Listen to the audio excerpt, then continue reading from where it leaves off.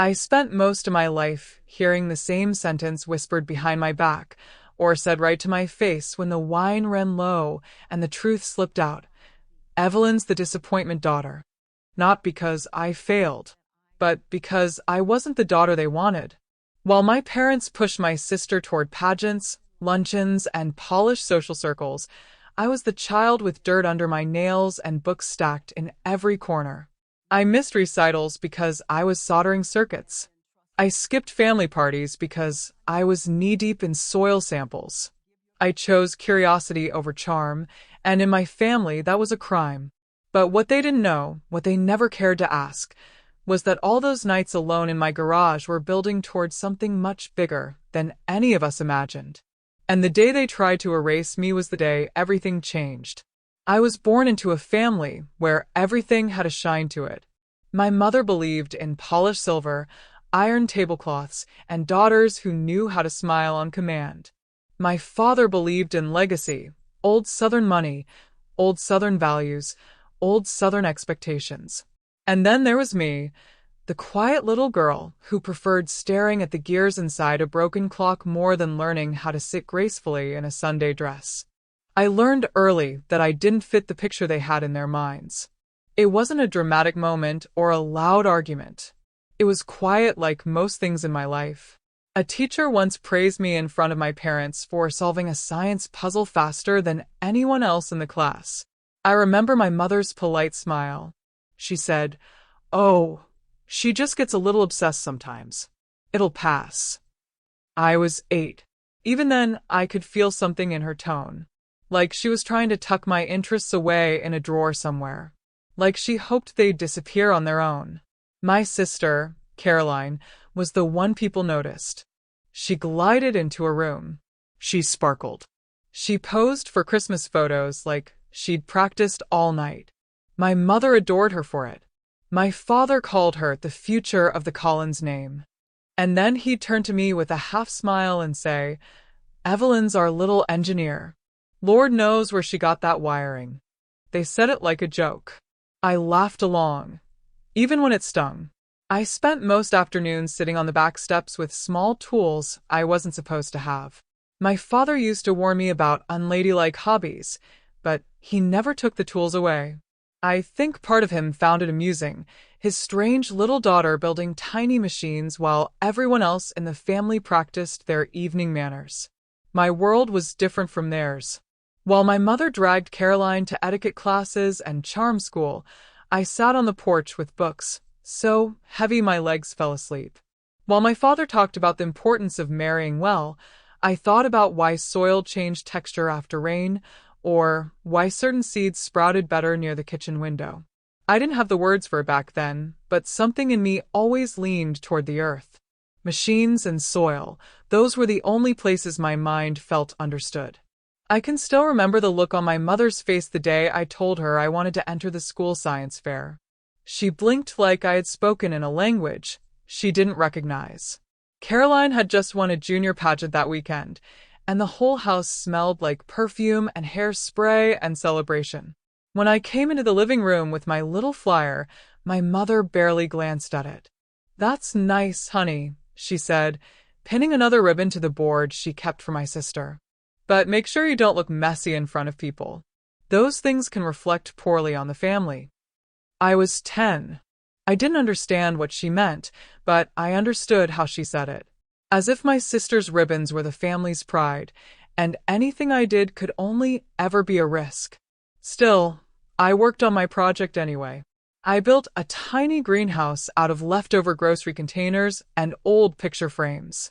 I poked holes in the top, lined the bottom with cotton, and tried to recreate humidity inside it just to watch seedlings sprout faster.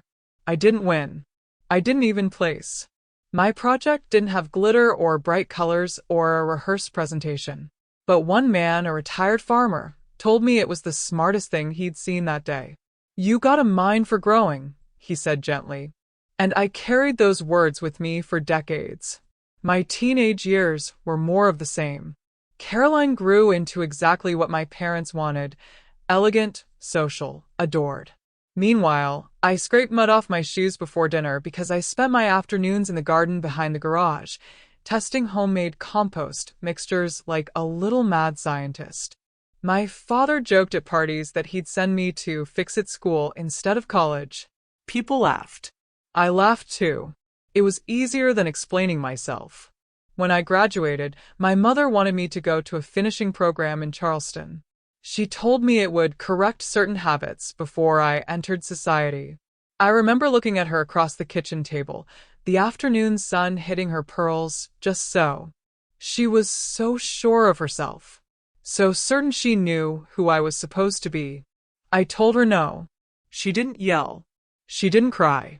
She just sighed, the long, exhausted sigh of someone who felt burdened by their own child. I chose a small university that offered agricultural science on one side of campus and engineering on the other. It felt like home. I spent more nights in the lab than in my dorm room, testing modified irrigation systems and studying soil composition like it was a language I was meant to learn. I wasn't the top of my class, but I was the one professors pulled aside to say, "You see things other people miss." Meanwhile, my family called maybe once a month. My mother always opened with the same question. "Are you still doing that science thing?" And then she'd sigh again. My father asked if I'd met a nice man to settle you down yet. I told him I wasn't looking. He laughed and said, "That's our Evelyn." Every phone call reminded me that distance didn't create our disconnect.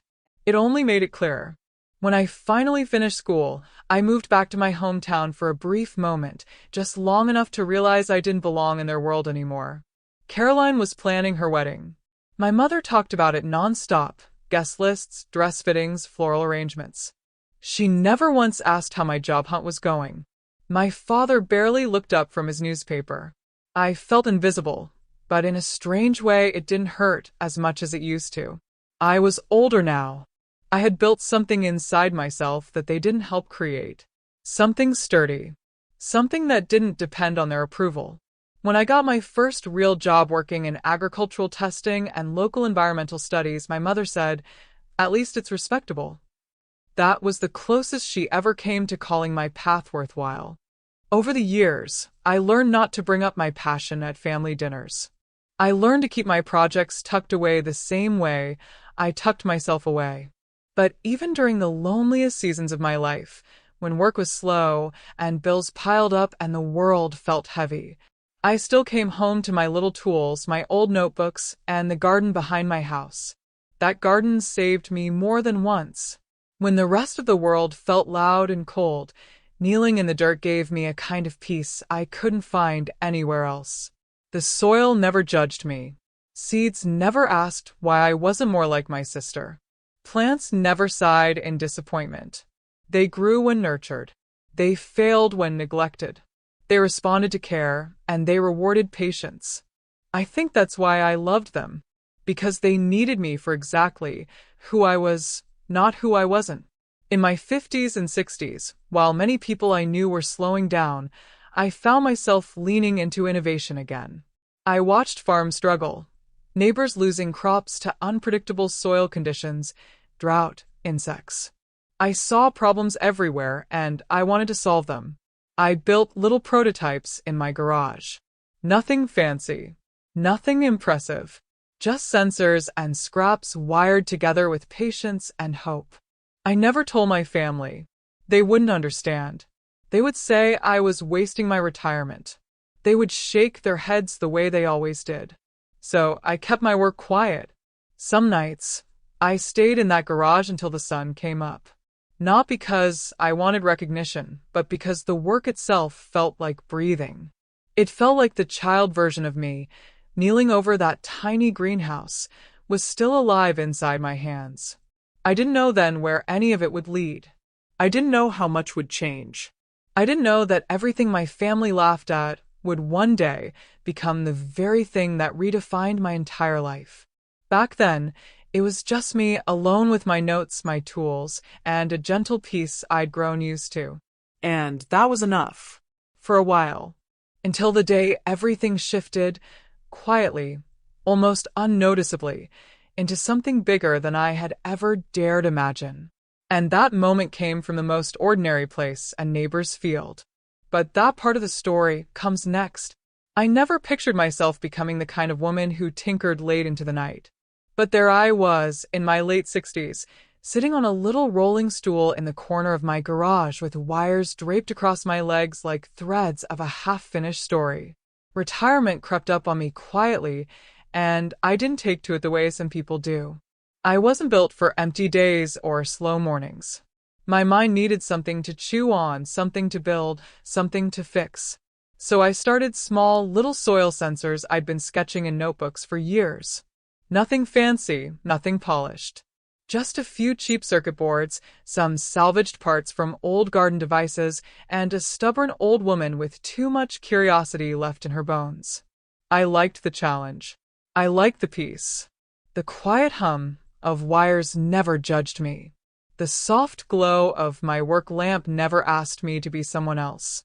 I told myself it was only a hobby, something to keep my hands busy, something to make the days feel a little less long.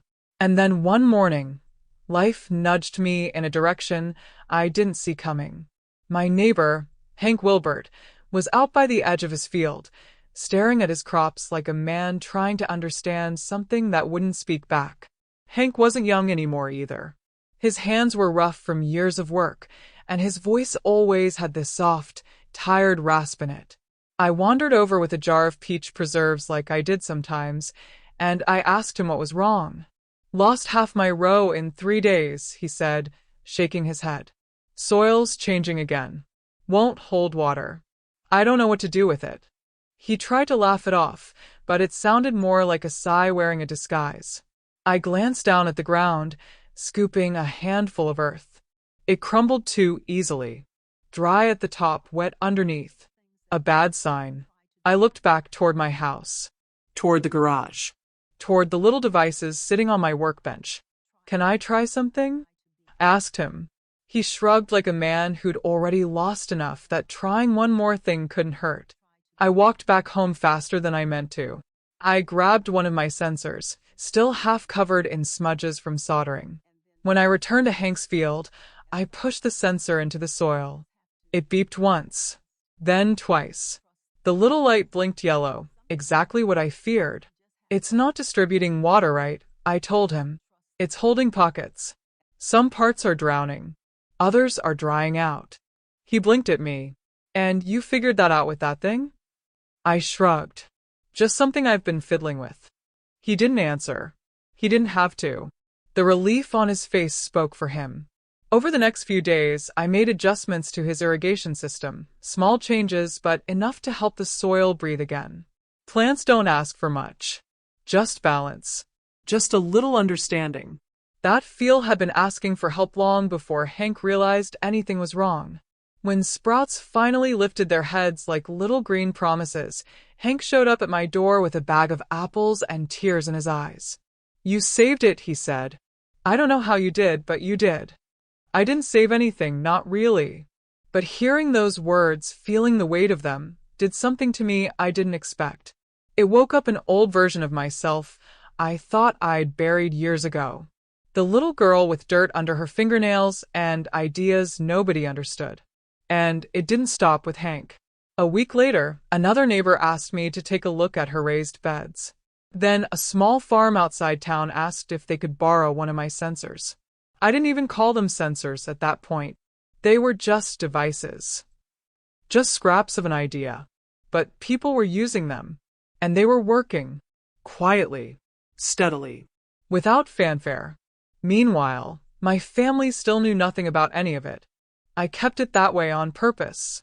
Whenever I visited my parents or saw my sister, they talked about the same things they always had: luncheons, redecorating, church committees, whose daughter was marrying whom. Caroline liked to ask if I'd taken up any new senior hobbies.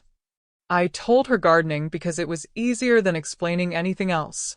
At dinner one night, my mother asked me, "Are you still playing with those little gadgets in the garage?" She said, "Playing the way some people say, wasting time." I nodded. "They're not toys. They're just—" "Oh, Evelyn," she cut in, waving a hand. At your age, you should be thinking about relaxing. Join a book club. Play bridge. Do something normal. Normal. That was her word. Her favorite word. I didn't argue. I never did. It wouldn't matter.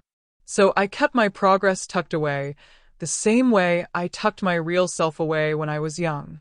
But the farmers, the people who actually needed help, they didn't laugh. They didn't sigh. They didn't ask why I wasn't more like my sister. They asked questions. Real questions. They took notes. They called me smart and clever and resourceful. I didn't realize how long it had been since anyone in my family had used those words about me.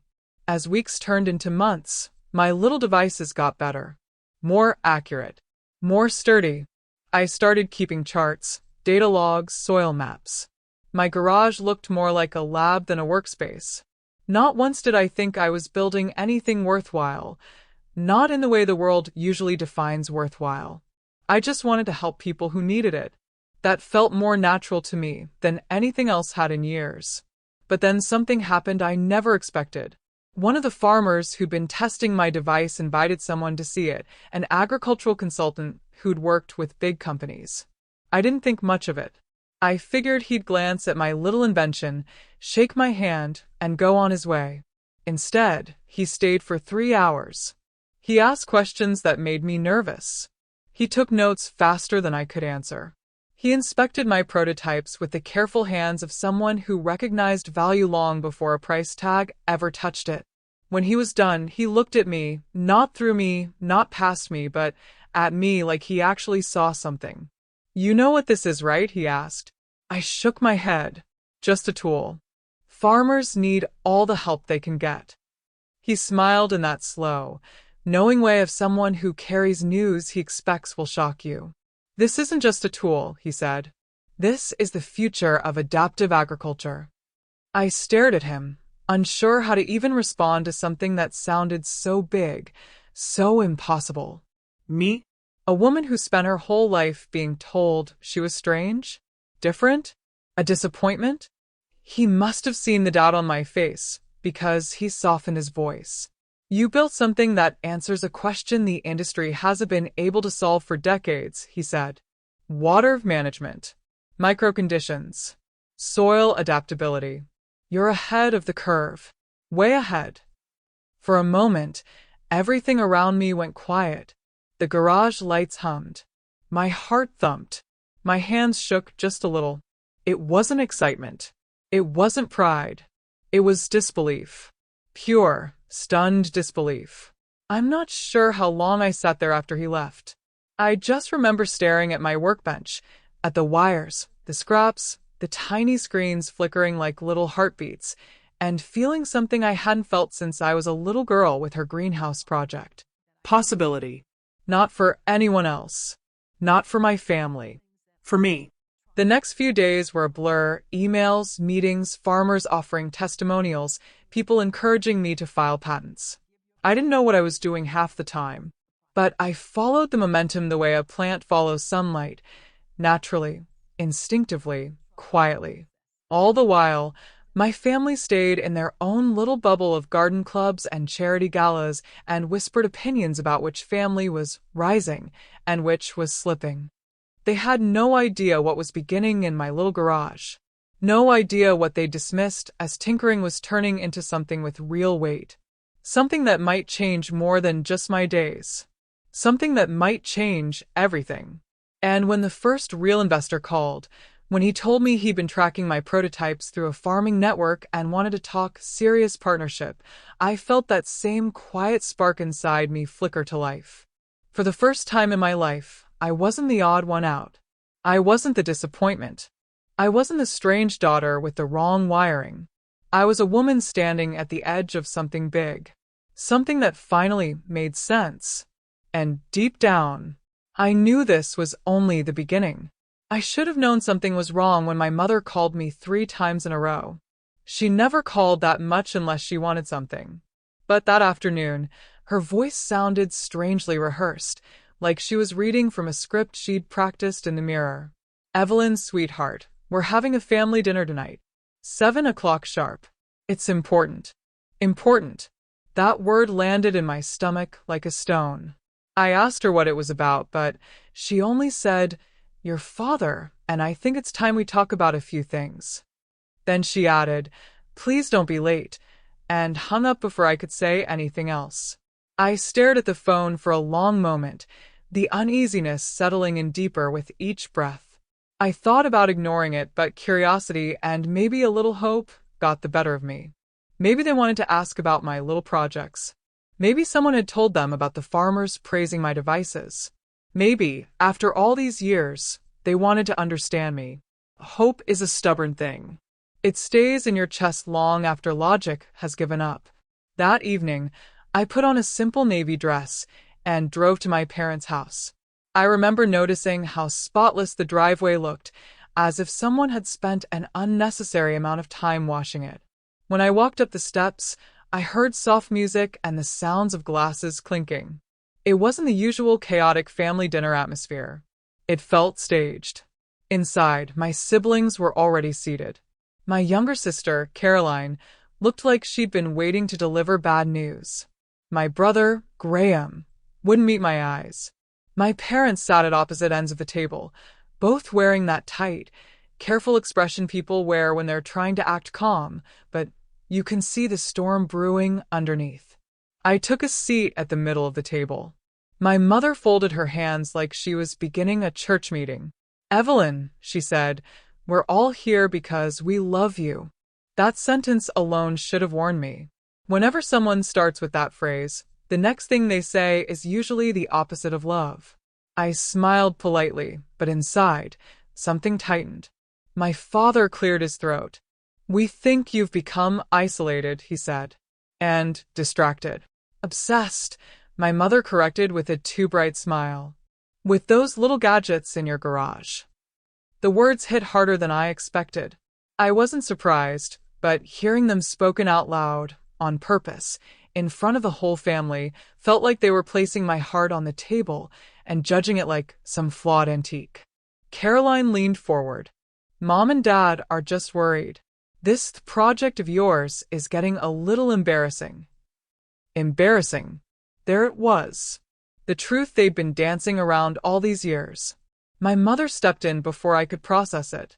"You're almost 70, Evelyn. You should be enjoying yourself. Traveling. Playing cards with friends. Doing lunch with us.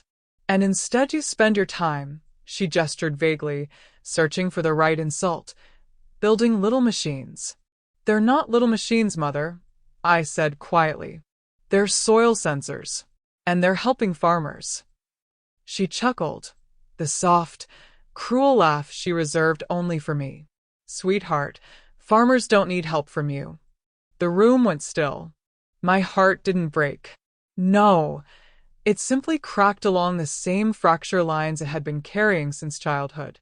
My father took over again, trying to sound reasonable. "We know you're trying. We know you think this hobby is meaningful, but it's starting to affect how people talk about our family. We're from a respected circle. People know us. They watch us." He said that as if I hadn't spent my whole life being watched, judged, and measured against expectations I never asked to meet. Then my mother nodded at Caroline. "Show her." My sister reached into her purse and pulled out an envelope. A white envelope, thick and heavy. She slid it across the table like she was handing me a bill I forgot to pay. Inside was a check with my name on it. A very large amount. Enough to tell me they thought they could buy back their comfort. Buy silence. Buy distance. I looked up, stunned. "What is this?" My mother answered like it was the simplest thing in the world. "It's for you to start fresh somewhere else. A new city. A new environment. Somewhere people don't know us. Somewhere you can pursue your little interests without reflecting on the family." I couldn't breathe. I couldn't even blink. "You want me to leave?" I whispered. "No, sweetheart," she said, shaking her head. "We want you to have space. And we want our family name kept intact." Graham finally spoke up, not looking at me. "Mom thought it was the best solution. She just wants everyone to be happy." I stared at all of them, the people who watched me grow up, the people whose approval I chased like a lost thing, and I felt something inside me shift. Not a dramatic breaking. Not anger. Not a burst of tears. Just understanding. Understanding for the first time that they would never see me. Not really. Not as a person with weight and purpose and worth. My mother reached again into her purse and placed something else on the table. A plane ticket. A one-way flight. The silence in the room thickened. My father lifted his glass like he was delivering a toast. To new beginnings, he said with a proud little smile. We're proud of you for trying. And we think this move will help everyone. Proud of me. For trying. Not for doing. Not for creating. Not for helping farmers. Not for building something the industry was starting to notice. Trying. Trying, like a child stumbling through a school play. I looked down at the check again. At my own name printed so delicately across it. The final symbol of how little they understood me. How little they valued me. How easily they believed I could be bought, moved, erased. They had no idea that 3 days earlier, I had signed a term sheet with investors who believed in me more in one meeting than my entire family had in 30 years. They had no idea my prototypes were about to enter a pilot program across 3 counties. They had no idea the world I was stepping into was bigger than any table they sat me at. I didn't tell them. Not then. Not when they didn't deserve it. My mother lifted her champagne glass. To Evelyn's new chapter. Everyone raised their glasses. Everyone except me. The room blurred a little. My heartbeat slowed. Not with panic, but clarity. The kind that arrives when you finally see the truth without the fog of longing. I think I need some air, I said softly. No one stopped me. No one followed me. No one asked if I was okay. I stepped out onto the porch, the cool night air hitting my face like a blessing. I stood there with the check trembling in my hand. Not because I wanted it. Not because I needed it. But because of what it represented.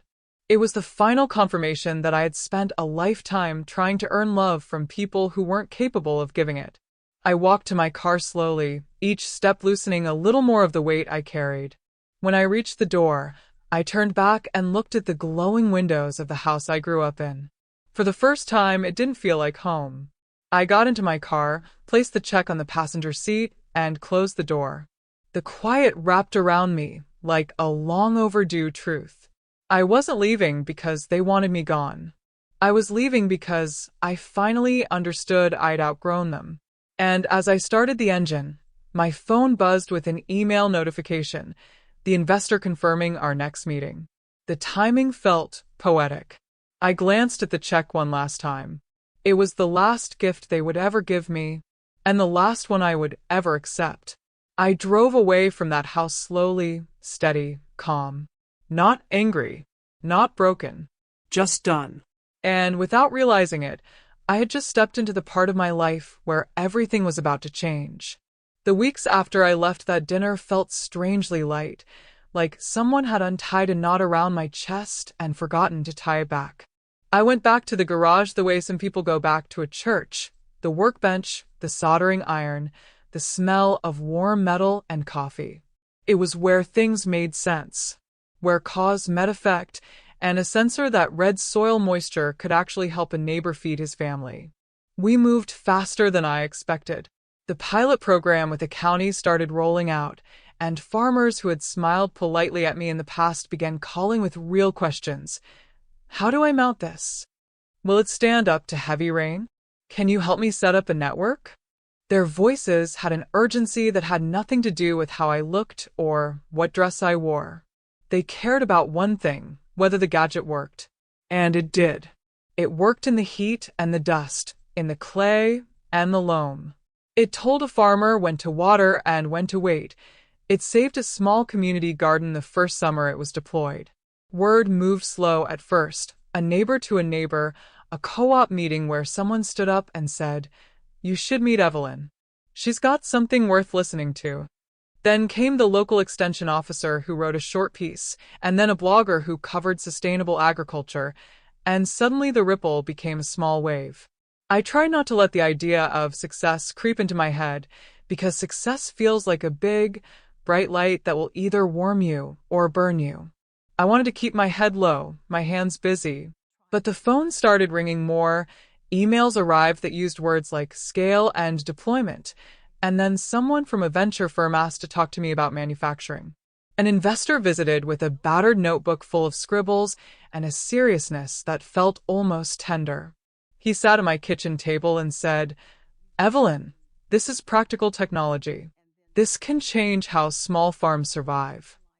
He believed in the idea in a way my family had never believed in me, and that alone was a kind of relief. We incorporated quietly. We hired a young technician who could handle the cloud integration better than I could. We found a small local manufacturer willing to do small runs. We set up a website that was as plain and honest as my garage. I slept badly and then too well, the kind of sleep that comes after intense work. Heavy, dreamless, the good kind. The days folded into each other, an unremarkable seam of building and testing and talking to farmers until the voice on the other end of the line sounded like it belonged to someone I trusted. Then the email came that made my hands tremble. A company, a large AG industry firm with a polite, corporate name, offered to buy the company. The number in the term sheet made me blink twice. It made me sit down on the bench because I felt suddenly like someone else watching this happen. I read the figures and the clauses, and I thought of all the nights I'd soldered sensors under a lamp, the mornings I'd driven out to test prototypes in fields that smelled like rain. I thought of a neighbor whose crops had failed the year before and how a tiny device had helped him this season. I thought of the men and women who trusted me enough to wire a sensor to their old fence post and check it every morning. We negotiated like people who had learned to listen. I asked questions I hadn't known to ask before. My investor kept his foot on the accelerator, but let me steer. There were lawyers and spreadsheets and the dull bureaucracy of moving an idea into something bigger. And then one bright morning the deal closed. It felt both enormous and quiet, like a small bell finally rung after a long wait. The newspaper story hit the stands the next day. I was making coffee when my phone started ringing. At first it was a few calls from reporters wanting to confirm details. Then the calls increased and my inbox filled with messages, congratulations, interview requests, a note from a local university asking if I'd speak to students. Someone sent me a photograph of the front page with a headline that was so impossible I laughed out loud and then cried a little in the sink. Local woman's AgTech startup sells for $8.5 million. The headline read. There are moments that feel holy and ridiculous at the same time. I stood in my small kitchen under the hum of the fluorescent light and let the absurdity of those words wash over me. 8.5 million. I heard it as if from a distance. It meant something practical, sure, financial security, resources to expand what we'd built, better distribution for farmers who needed help. But more than that, it felt like proof, not of my worth in some moral sense, but proof that the work I found meaningful could be meaningful to other people too. I didn't call my family right away. I wanted to sit with it, to understand the feeling without the noise. But of course they saw it before I did. Someone in their neighborhood had picked up the paper, and my mother called my sister, and then my sister called my brother, and soon the house that had given me a check and a ticket was lighting up with phone calls and whispers. My phone buzzed and showed my mother's name. I thought of not answering, of letting her stew in the realization that the girl they once found embarrassing now had a headline of her own. But curiosity and a soft, residual longing nudged me, and I picked up. Evelyn. Her voice was small. I could hear uncertainty wrapped around it like tissue paper. Did you see the paper? Yes, I said. My voice sounded calm, and I was grateful for it. I could feel a strange steadiness inside me, a balance between pride and the memory of the check she'd placed on the table. There was a pause. Then, oh, honey. She started to cry quietly on the other end, the kind of tears that sound like both relief and regret. Oh, Evelyn, I'm so proud of you. The words landed with a complicated weight. I had waited so long to hear them straight that they no longer tasted like simple joy. Instead, they tasted of all the dinners and dismissals and years I'd spent explaining myself. I wanted to be generous. I had been generous for most of my life, but generosity is a muscle that gets tired. "Thank you," I said. "I appreciate that." My father called next. He didn't stumble at first. He launched into a string of congratulations, then backpedaled into an apology that sounded rehearsed and too quick. "We didn't understand," he said. "We were wrong to suggest you leave." "I'm sorry, Evelyn. Truly. Is there anything we can do? Anything at all?" There was an urgency in his voice that made me ache. Not because of what he said, but because I could hear how afraid he was, afraid of having been found wrong, afraid of admitting he'd misread his daughter for decades. For a moment, I almost felt pity. Then I remembered the check and the ticket, the orchestrated dismissal, and pity curdled into something harder. "It's fine," I said. "We're moving forward. I have a lot to do." They called me more than twice that day. My siblings left cautious messages. "Congratulations, can we come by, can we talk?" The messages multiplied into offers and invitations and little testy pleas. The house where they gathered, which once seemed to have little space for me, suddenly had rooms to offer. They sent flowers and a fruit basket and a note that said, "We were mistaken." When my mother arrived at my front door that evening, she was carrying a pie and a face softened by tears. She looked smaller than I remembered, as if the recognition of what she'd missed had trimmed some of her armor away. We sat at my kitchen table, the same table where I'd once sat, and listened to them decide my fate. She reached across the wood and touched my hand. "Evelyn," she said, "I'm sorry. We were wrong. We didn't see you." The apology was earnest this time, without the canned phrasing of that dinner. I looked at her, at the woman who'd smiled at social gatherings while making me feel like a mistake. I thought of all the afternoons I'd spent soldering and tinkering, and the farmer who'd hugged me the first season the sensor worked, and the students who'd written me emails saying they'd never thought about AgTech before. "You mean it?" I asked, keeping my voice steady. "Yes." She did mean it, and I could hear the weight behind the word. It was not enough to erase the past, of course. Some things leave marks that are maps for the rest of your life. But the apology mattered in an oddly human way. It showed that she had felt the sting of being wrong, and that, for once, she was willing to feel alongside me rather than above me. Still, when she reached for me to hug me, I paused. Not out of spite, but out of a newly discovered habit: protection. For decades, I had reached for others and let them take what they wanted. Now I reached for myself. I sat back and let her hold my hands instead. As the days passed, the calls kept coming from old acquaintances, former colleagues, distant cousins who suddenly remembered family ties. Some people wanted interviews, some wanted favors. My inbox filled with messages asking for introductions and deals and meetings. The world can be generous and greedy at once, and I learned that in the most practical way. When you have a headline, people see you not as you are, but as a key to something they want. There were moments of quiet joy amid the chaos. I visited the farmers whose trust had been the first true currency of my work. We walked fields together and watched irrigation systems hum to life. A school invited me to speak to a class, and a young woman stayed after to tell me she wanted to study soil science because of what I'd done. Those small, human reactions reminded me why I had started this in the first place.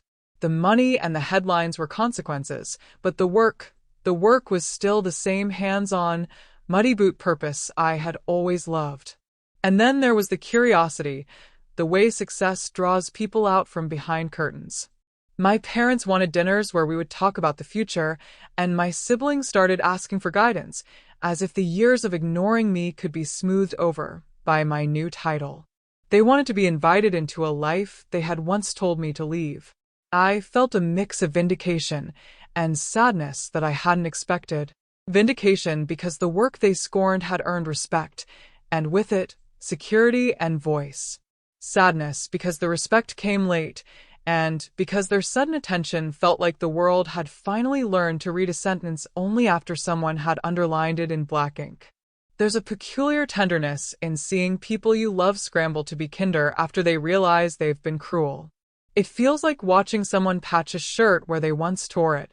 The patch may be good, even necessary, but it can't perfectly erase the rip. So I listened. I let them speak. I accepted some invitations and declined others. I found myself setting boundaries I'd never known how to keep before. I would not be paraded or praised as a trophy. I would not be the open faucet for anyone's convenience. The success had given me a voice and, more importantly, the right to use it. At night, when the house grew quiet and the headlines settled into the comfortable hum of the city, I would sit on my back porch with a cup of tea and think about the odd, crooked way life had unfolded. How a child who liked numbers and soil could be dismissed as strange.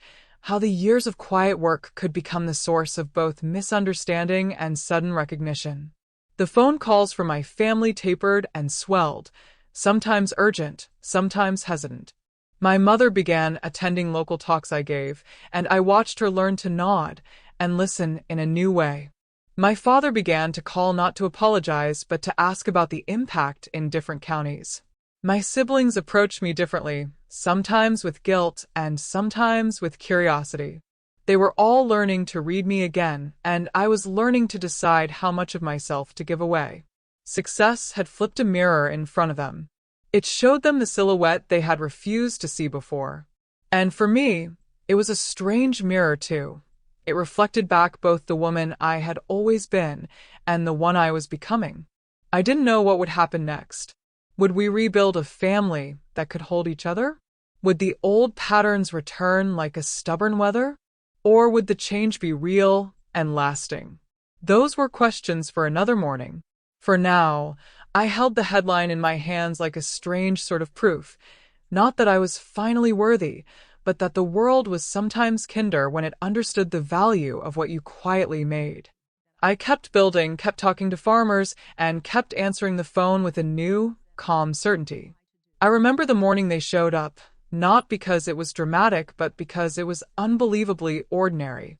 I was sitting at my breakfast table, eating oatmeal with blueberries, the same way I always do, when I heard a soft knock on the door. Not the hurried kind you hear when someone is excited. Not the pounding kind you hear when someone is angry. This one was gentle, almost nervous. At first, I thought it was a delivery. I even waited a second, expecting whoever it was to set a box down and leave. But the knock came again, still soft, still hesitant. When I opened the door, my family stood there like they'd rehearsed it. My mother was holding a bouquet of roses, pink, her favorite color, not mine. My brothers stood behind her, each carrying a gift bag that looked too shiny, too intentional. And my father, who had always kept his emotions locked up tight, had red eyes, as if he'd been practicing tearfulness in the mirror. For a moment, no one spoke. They just stood there, watching me, waiting to see whether I'd let them in. My mother broke first. "Oh, honey," she said in a trembling voice, stepping forward as if she expected me to collapse into her arms. "We should have come sooner.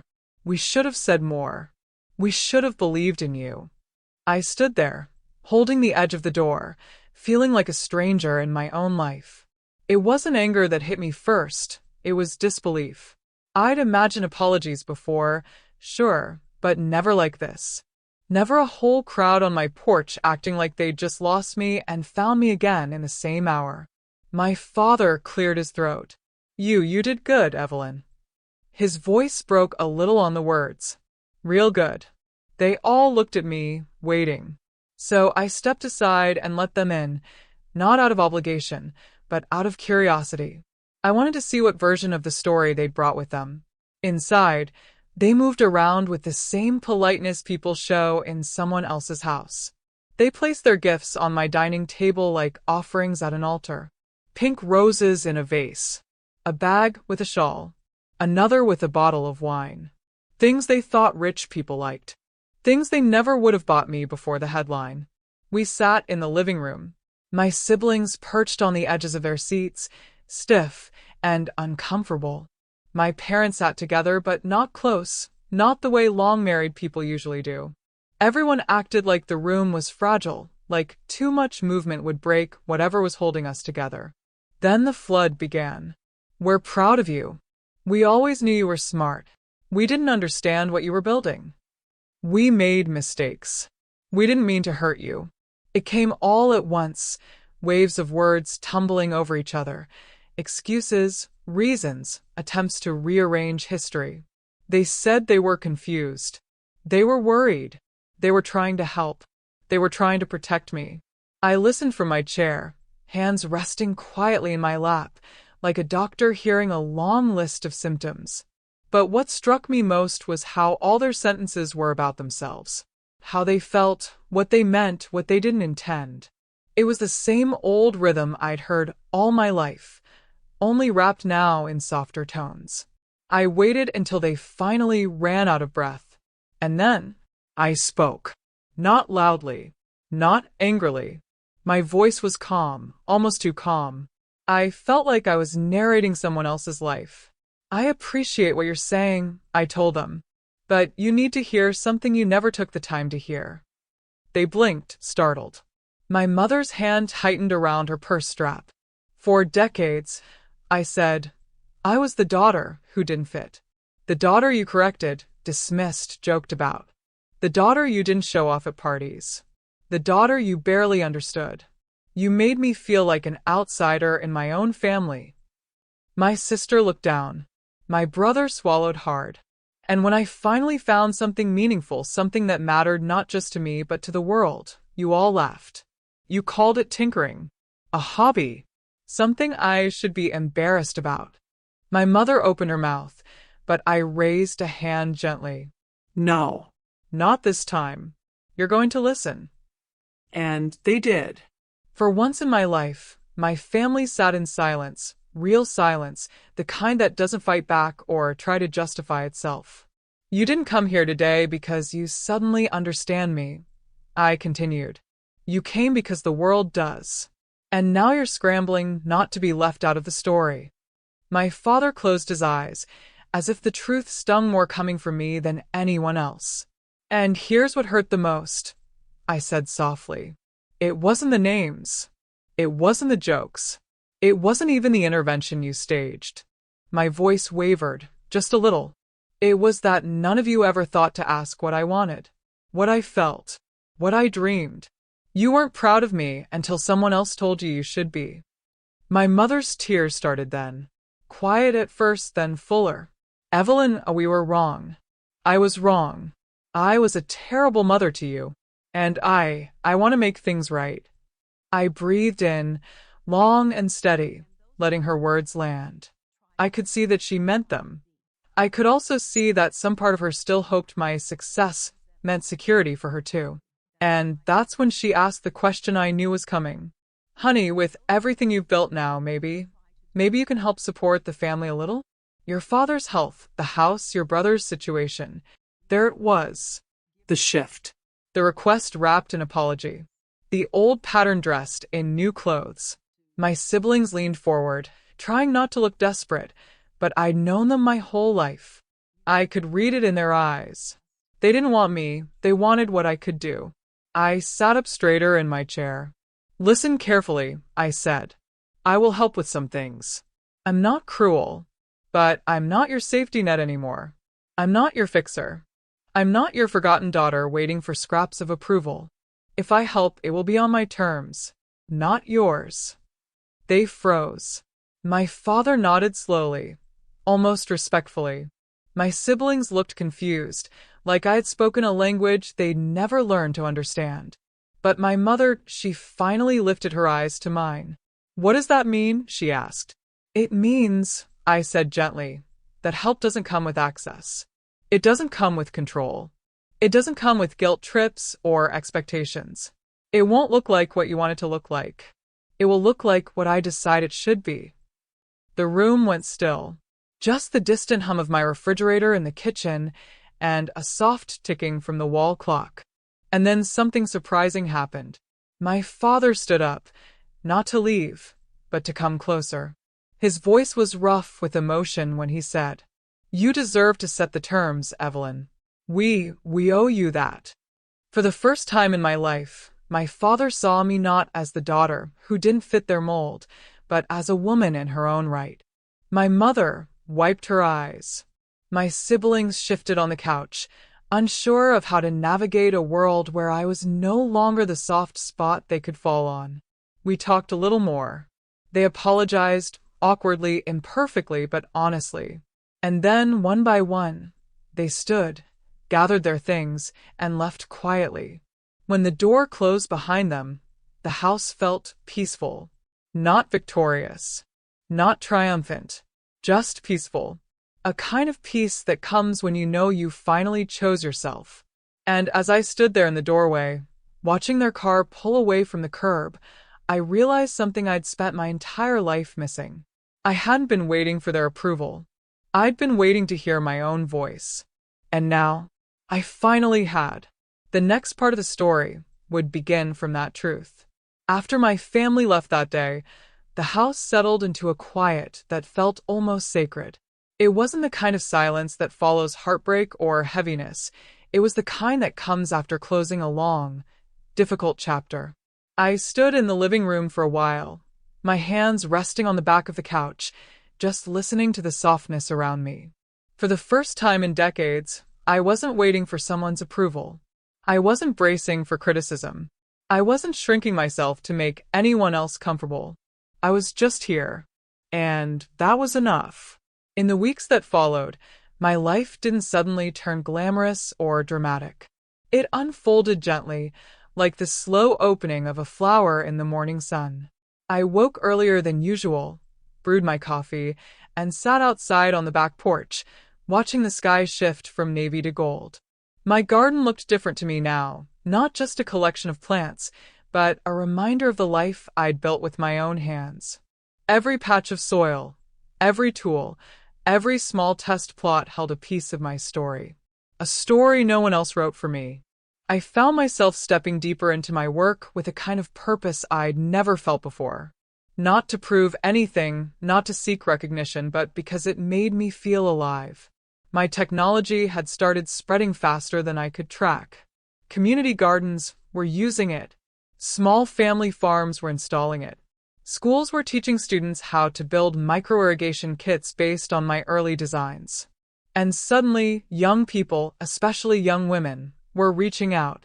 They sent emails, handwritten letters, even voice messages. Some wanted mentoring. Some wanted guidance. Some just wanted to say, "I didn't think women like us could do this." Those messages hit my heart in ways I can't fully explain. Because I knew how it felt to grow up being the different one, the one people didn't understand, the one everyone underestimated. I knew how lonely that road could be. And here I was at 70 years old, being given the chance to help someone else walk it without losing themselves. So I started saying yes. Yes to hosting workshops in rural communities. Yes to meeting young inventors who had big dreams but small budgets. Yes to partnering with local farming co-ops. Yes to speaking at small-town colleges. Not the fancy universities that once ignored me. The ones filled with kids who reminded me of younger versions of myself. Curious, awkward, quiet, brilliant, and overlooked. I remember one workshop in particular. A young woman stood at the back of the room, arms crossed, eyes cautious. She looked like she wanted to disappear. When the session ended, she stayed behind. I walked up slowly and said hello, and she burst into tears. She told me that her family said engineering wasn't for girls, that she'd never amount to anything, and that her dreams were a phase. I put my hand gently on her shoulder and told her something I wish someone had told me at her age. "You're not wrong. You're early." She cried harder at that, and I didn't rush her. I let her feel it, because I knew what it meant to be seen, truly seen for the first time in your life. Those kinds of moments filled my days now. And every time they did, the hurt my family had caused felt a little smaller, a little lighter, a little easier to carry. Not forgotten. just no longer defining me. My friends became a larger part of my life too. The ones who believed in me long before any headline did. The ones who never mocked my inventions or questioned my choices. We started gathering every Friday evening, sitting around my kitchen table with tea and simple homemade meals. We talked about gardens, grandchildren, books, and sometimes nothing at all. Just being together felt like breathing. One evening, my friend Marlene looked at me and said, "You're glowing, Ev. You know that?" I laughed and told her she needed to get her eyes checked. But she just shook her head. "No," she said. "You're lighter. You're freer. You look like someone who finally learned she doesn't have to ask permission to exist." Her words stayed with me for days. And then slowly, almost cautiously, my family began to soften. My father called first, not to ask for anything, just to talk. He asked about my work, genuinely this time. He listened with a kind of quiet pride I hadn't heard from him since I was a child, showing him one of my school projects. My mother took longer. She sent small messages at first, an article she thought I'd like, a photo from her garden, a simple "thinking about you" text. She still didn't know how to apologize without turning it into a performance, but I could tell she was trying. And I didn't hold the door wide open, but I didn't close it anymore either. We found something like a middle ground, a space where we could be honest without being cruel. A space where I didn't have to shrink myself, and she didn't have to pretend she understood everything. It wasn't forgiveness. Not fully. It was clarity. A new way of seeing each other, without rewriting the past. As for my siblings, they were cautious too, almost embarrassed. They'd been raised to believe success meant money, and love meant obligation. Now, they were learning something different. We spoke occasionally, mostly about simple things, family updates, birthdays, small bits of news. I no longer tried to carry them, and they no longer expected me to. And strangely, that felt enough. With time, my boundaries settled into place like stones in a garden path, firm, steady, and meant to protect the spaces I'd nurtured. I found peace in these new rhythms. I found joy in them too. And then one morning, long before sunrise, I stepped out into my garden. The air was cool and damp, the kind that wakes every sense in your body. The sky was still dark, but a thin line of gold was already stretching along the horizon. Birds hadn't started singing yet. The world was in that soft, silent pause before day breaks open. I walked over to the small shelf where I kept some of my oldest prototypes, the crooked circuit board, the uneven casing, the very first sensor that barely worked. I picked it up gently, holding it the way you hold something sacred. The plastic was scratched, the wiring messy. But it was the beginning. The thing no one else saw value in. The thing I poured years into while being called a disappointment. I stood there in the half-light, holding that little piece of history, and I felt something warm bloom in my chest. Not pride. Not vindication. Something quieter. Softer. Gratitude. Gratitude that I was different. Gratitude that I had stayed true to myself despite everything. Gratitude that I had finally learned to hear my own voice above the noise. As the first rays of morning touched the edge of my garden, I whispered the words I had carried all my life without ever saying out loud. Being different wasn't a flaw. It saved me. The sunlight spread across the rows of plants, across the soil that had become my sanctuary, across the little prototype in my hands. And in that moment, I realized that my life hadn't started the day my family apologized or the day my company sold. It started the day I stopped trying to fit a mold that was never meant for me. The day I chose myself. And if you're listening to this right now, wondering whether your own difference makes you odd or wrong or invisible, let me tell you something from one late bloomer to another. Your voice is enough. Your purpose is real. And your time hasn't passed. Sometimes the world doesn't catch up until much later. But it will. And when it does, you'll stand in your own garden, whatever that garden looks like, and you'll realize you were whole all along. If this story resonated with you, leave a like and consider subscribing. You can also drop any comment below, even just one word. Maybe tell me where you're watching from or what time it is right now. Sometimes one word is enough to say you were here.